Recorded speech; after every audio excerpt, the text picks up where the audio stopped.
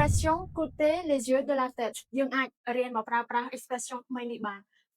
ដោយពាក្យទាំងអស់នេះ voilà.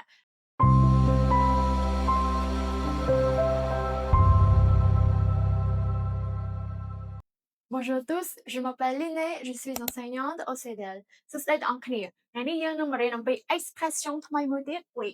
côté les yeux de la tête. Voilà.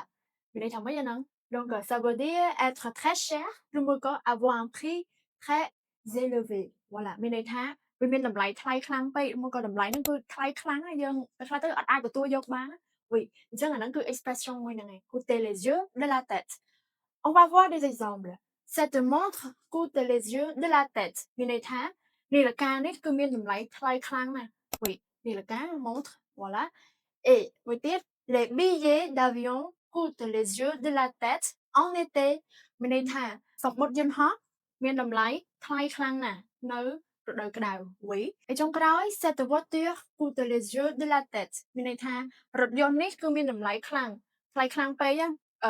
មានន័យថាយើងមិនអាចទទួលយកបានទេវាថ្លៃខ្លាំងអញ្ចឹងអាហ្នឹងគឺជា expression côté les yeux de la tête យើងអាចរៀនមកប្រើប្រាស់ expression ថ្មីនេះបាន Oui ដោយជំនួសដោយពាក្យទាំងអស់នេះ Voilà donc អរគុណសម្រាប់ការតាមដានបើសិនជាមានចម្ងល់អាច comment ក៏ដូចជា share វីដេអូនេះហើយ follow page ដើម្បីទទួលបានវីដេអូថ្មីៗសូមអរគុណ